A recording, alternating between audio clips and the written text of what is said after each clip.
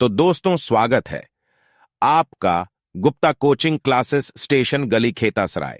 आज की वीडियो में हम कवर करेंगे श्वसन तंत्र यानी कि रेस्पिरेटरी सिस्टम से संबंधित टॉप 40 क्वेश्चन दोस्तों, जो कि परीक्षाओं में बार बार पूछे जाते हैं। और ये सभी क्वेश्चन दोस्तों मैं आपको डायग्राम के साथ समझाऊंगा, यानी कि आपको हर एक क्वेश्चन याद हो जाएगा। चाहे आप किसी भी एग्जाम की तैयारी करते हैं, यहां से अगर क्वेश्चन पूछे जाएंगे तो आप एक भी क्वेश्चन को गलत नहीं करेंगे। पूरी वीडियो को देखिएगा। शुरू करते हैं आज की वीडियो को।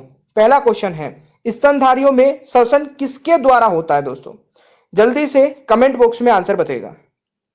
बिल्कुल सही है, इस क्वेश्चन का राइट आंसर हो जाएगा दोस्तों किसके द्वारा? फेफड़ों द्वारा होता है, यानी कि इस क्वेश्चन का राइट आंसर बी हो जाएगा। बहुत ही बेसिक था, सभी को पता होगा मेरे हिसाब से। चलिए दूसरा क्वेश्चन दोस्तों, एक बीमारी है एम्फीसेमा, बीमारी का संबंध किससे होता है? तो ये बहुत इंपॉर्टेंट है क्योंकि एग्जाम में कई बार आ चुकी है ये वाली डिजीज। तो एम्फीसेमा बीमारी का संबंध किससे होता है? तो ये भी दोस्तों किससे संबंधित है? फेफड़ों यानी कि लंग्स से। इसमें क्या होता है कि लंग्स का देखिए, ये नॉर्मल लंग्स होते हैं और इस प्रकार से ब्लैक हो जाते हैं। और दोस्तों ये कई बार पूछा जाता है कि ये वाली जो डिजीज है ये किससे होती है? तो ये स्मोकिंग करने से होती है। ये भी आप लोग ध्यान रखिएगा, ठीक है। डायग्राम के साथ में पढ़ने में मजा आता है तो प्लीज कमेंट बॉक्स में बताइएगा। इस क्वेश्चन का राइट आंसर दोस्तों ऑप्शन सी हो जाएगा। ऑलराइट, चलिए अगला क्वेश्चन आता है। ऑक्सीश्वसन की क्रिया कोशिका के किस भाग के अंदर संपन्न होती है? वेरी वेरी इंपॉर्टेंट क्वेश्चन दोस्तों, ध्यान से पढ़ के आंसर लगाइएगा। बिल्कुल एग्जाम के पॉइंट ऑफ व्यू से इंपॉर्टेंट रहेगा। एग्जाम में इसी प्रकार के क्वेश्चंस पूछे जाते हैं। तो तीसरे क्वेश्चन का जो राइट आंसर रहेगा दोस्तों, कोशिका द्रव यानी कि साइटोप्लाज्म इसको बोलते हैं, और माइटोकॉन्ड्रिया।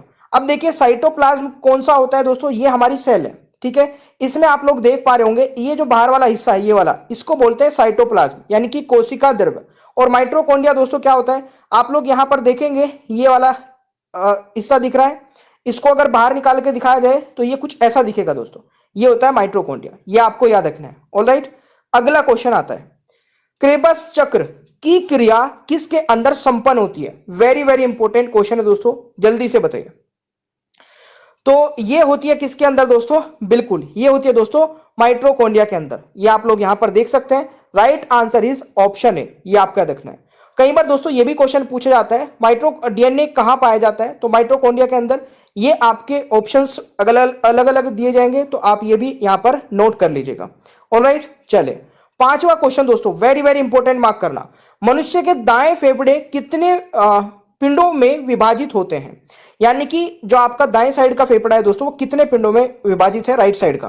तो इस क्वेश्चन का दोस्तों राइट आंसर हो जाएगा, बिल्कुल सही उत्तर आप लोगों ने क्या है, 3 में। अगर पूछा जाए कि दोस्तों लेफ्ट साइड का जो फेफड़ा है वो कितने भागों में विभाजित है, वो 2 में। तो आप यहां पर दोस्तों नोट भी कर सकते हैं। देखिए डायग्राम से समझने में मजा आता है।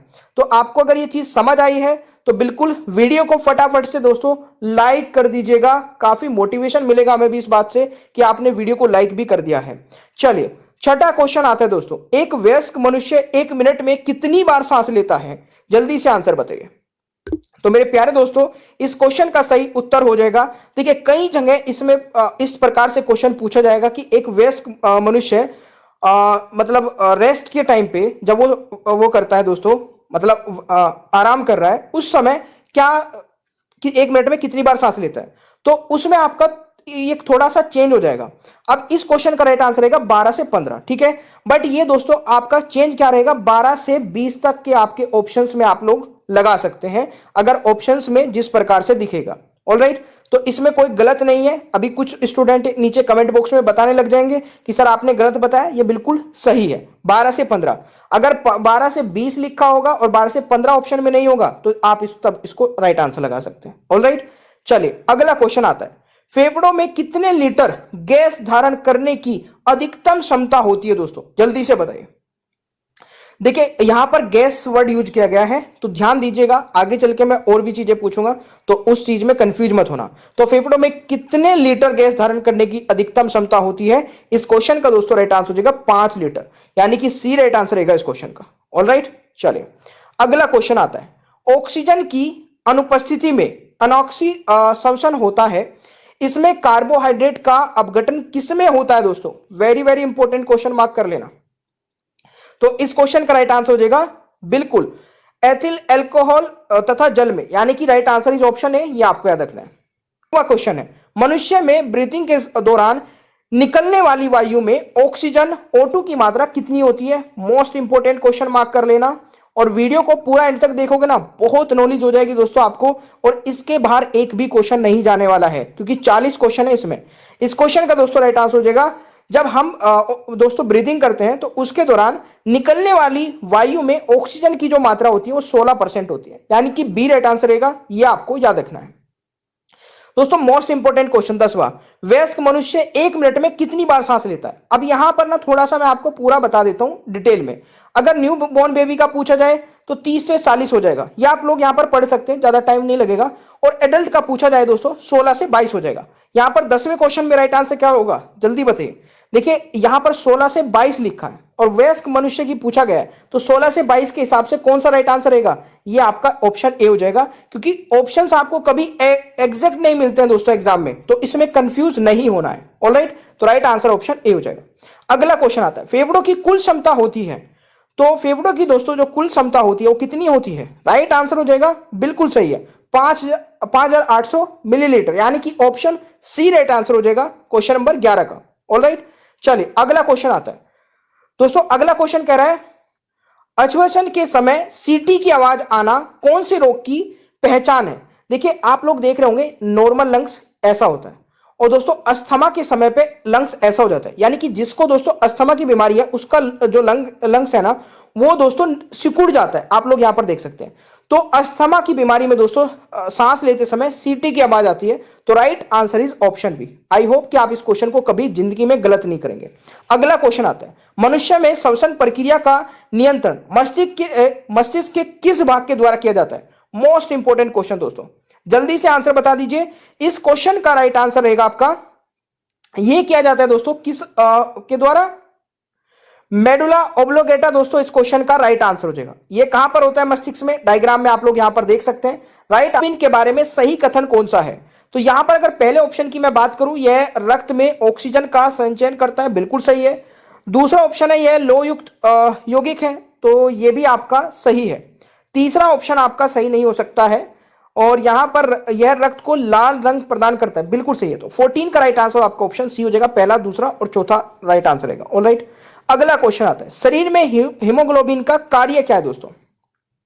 तो इस क्वेश्चन का राइट आंसर क्या रहेगा? 15 का राइट आंसर इज ऑक्सीजन का परिवहन करना, यानी कि ए राइट आंसर हो जाएगा। ये तो सभी को पता होगा। अगला क्वेश्चन हमारा आ जाता है दोस्तों, वायु ग्रहण करते समय यानी कि तनपुट आपका होता है, इस क्वेश्चन का राइट आंसर बताइएगा। इस क्वेश्चन का राइट आंसर हो जाएगा 16 का डी, ठीक है, चपटा हो जाता है दोस्तों, ये आपको याद रखना है। अगला क्वेश्चन आता है, जब अनाक्षी श्वसन की क्रिया जीवाणु और कवक में होती है तो उसे क्या कहते हैं? इस क्वेश्चन का राइट आंसर हो जाएगा 17 का दोस्तों, इसको कहते हैं किण्वनन, यानी कि right answer is option A, ये आपको याद रखना है। अगला क्वेश्चन आता है, सामान्य मनुष्य में विश्राम अवस्था में ज्वारी आयतन होता है, तो इस क्वेश्चन का राइट आंसर क्या रहेगा? 18 का, बिल्कुल सही है, 0.5 लीटर, यानी कि ऑप्शन सी राइट आंसर हो जाएगा। ये भी काफी अच्छा क्वेश्चन है दोस्तों। अगला क्वेश्चन आता है, फेफड़ों में श्वसन नली किस शाखा का अंतिम भाग है? तो इस क्वेश्चन का राइट आंसर बताइएगा। श्वसन नली किस शाखा का अंतिम भाग है? इस क्वेश्चन का राइट आंसर हो जाएगा 19 का बी, वायु कुपिकाएं, यानी कि right answer B right answer हो जाएगा दोस्तों 19वें का। अगला क्वेश्चन आता है, हीमोग्लोबिन की अनुपस्थिति में भी रुधिर कितने प्रतिशत ऑक्सीजन का आदान प्रदान कर सकता है? बहुत अच्छे लेवल का क्वेश्चन है दोस्तों, जल्दी से आंसर बताइए। बिल्कुल सही है, right answer is 2%, option A right answer का 20वें का। 21वां है, भोजन निगलते समय सांस मार्ग को बंद कौन कर देता है? 21वें का राइट आंसर क्या रहेगा दोस्तों, जल्दी से बता दीजिए। इसका सही उत्तर आपका हो जाएगा, इसका राइट आंसर हो जाएगा एपिग्लोटिस दोस्तों, इस क्वेश्चन का राइट आंसर हो जाएगा, यहां पर आप लोग देख सकते हैं, right answer is option A. अगला क्वेश्चन आता है, श्वसन में प्रयुक्त ऊर्जा है, राइट आंसर दोस्तों क्या हो जाएगा? रासायनिक ऊर्जा, यानी कि ऑप्शन बी राइट आंसर हो जाएगा। अगला क्वेश्चन है, खानों या कारखानों में कार्य करने वाले श्रमिकों को कौन सा रोग होने की अधिक संभावना रहती है? जल्दी से आंसर बताइएगा 23वें का दोस्तों, राइट आंसर हो जाएगा इसका बिल्कुल सिलिकोसिस बीमारी दोस्तों, यानी कि राइट आंसर डी हो जाएगा। इसमें भी दोस्तों जो फेफड़ा होता है वो काला पड़ जाता है। ठीक है, अगला क्वेश्चन आता है, फेफड़ों में गैसों का आदान प्रदान किन के माध्यम से होता है? जल्दी से बताइएगा। राइट आंसर दोस्तों क्या हो जाएगा? वायु कुपोकाओं द्वारा, यानी कि राइट आंसर इज बी, ये आपको याद रखना है। अगला क्वेश्चन आता है, फेफड़ों की सुरक्षा हेतु उनके ऊपर कौन सी झिल्ली का आवरण बना होता है? दोस्तों अभी ये रेलवे ग्रुप डी का जो एग्जाम चल रहा था, मतलब चल रहा है, उसमें दोस्तों एक क्वेश्चन पूछा गया था। तो इस क्वेश्चन का राइट आंसर क्या रहेगा? बिल्कुल सही है, प्लूरा झिल्ली दोस्तों इसको बोलते हैं, यानी कि राइट आंसर इज ऑप्शन है, ये आपको याद रखना है। ऑलराइट, अगला क्वेश्चन है, किसके ऑक्सीकरण के द्वारा उत्पन्न ऊर्जा को श्वसन कहा जाता है? तो राइट आंसर दोस्तों क्या रहेगा? बिल्कुल सही है, ग्लूकोज के द्वारा, यानी कि राइट आंसर इज ऑप्शन है 26 का, ये आपको याद रखना है। अगला क्वेश्चन है, ऑक्सीश्वसन की क्रिया में कितनी ऊर्जा का उत्पादन होता है?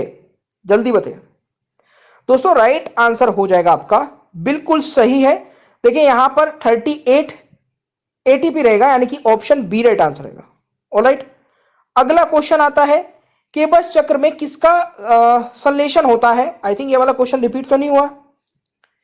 पायरुविक अम्ल का दोस्तों, नहीं रिपीट नहीं है, ऑप्शन बी राइट आंसर हो जाएगा इस क्वेश्चन का। अगला क्वेश्चन है, श्वसन के दौरान सर्वाधिक मात्रा में कौन सी गैस छोड़ी जाती है? तो राइट आंसर दोस्तों हो जाएगा आपका नाइट्रोजन, यानी कि बी राइट आंसर रहेगा। ठीक है, तो ये आपका देखना, राइट नाइट्रोजन गैस दोस्तों 78% ग्रहण की जाती है, सबसे ज्यादा नाइट्रोजन 78% छोड़ी जाती है, सॉरी, हाँ।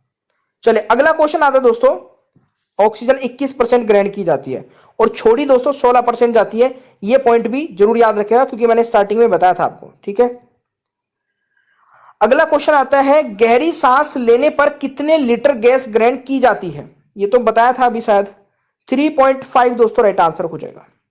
अगला क्वेश्चन है, ऑक्सीजन का ग्रहण एवं कार्बन डाइऑक्साइड ऑक्साइड का उत्सर्जन की मात्रा किसके ऊपर निर्भर करती है?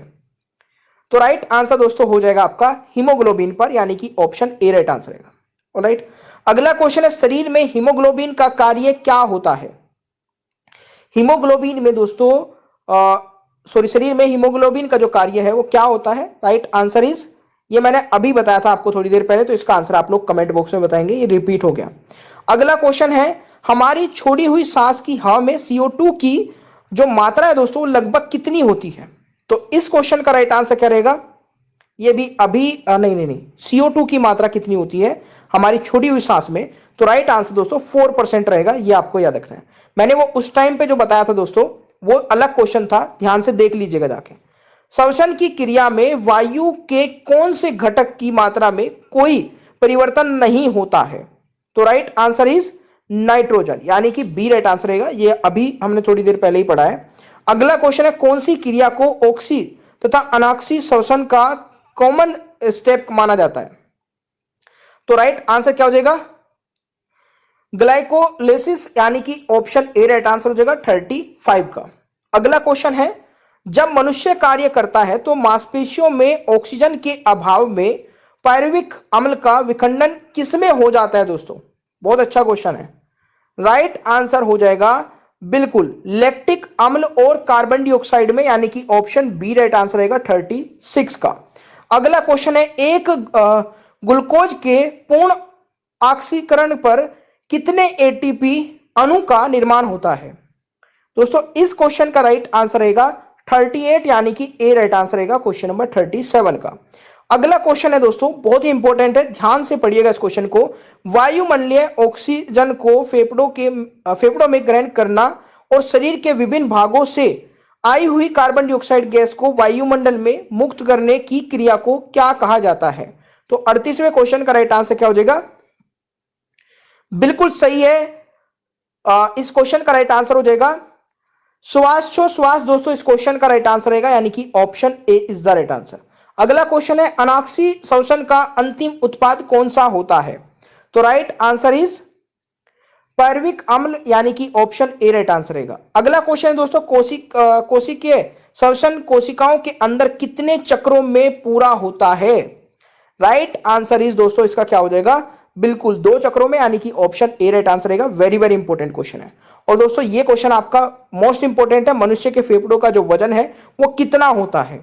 कई बार आपसे हाइट भी पूछ ली जाती है, तो हाइट थोड़ी सी अलग अलग होती है, बट 27 सेंटीमीटर के अप्रोक्स आपको मिलता है ऑप्शंस में, तो आप आंसर लगा सकते हैं। दोस्तों इसकी बात करूं तो मनुष्य के फेफड़ों का जो वजन है वो 1000 ग्राम होता है, यानी कि ऑप्शन ए राइट आंसर हो जाएगा 41 का।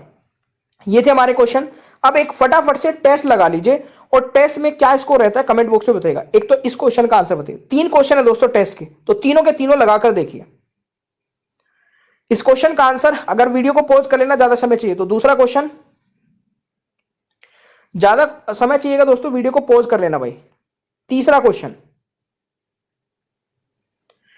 ठीक है। ये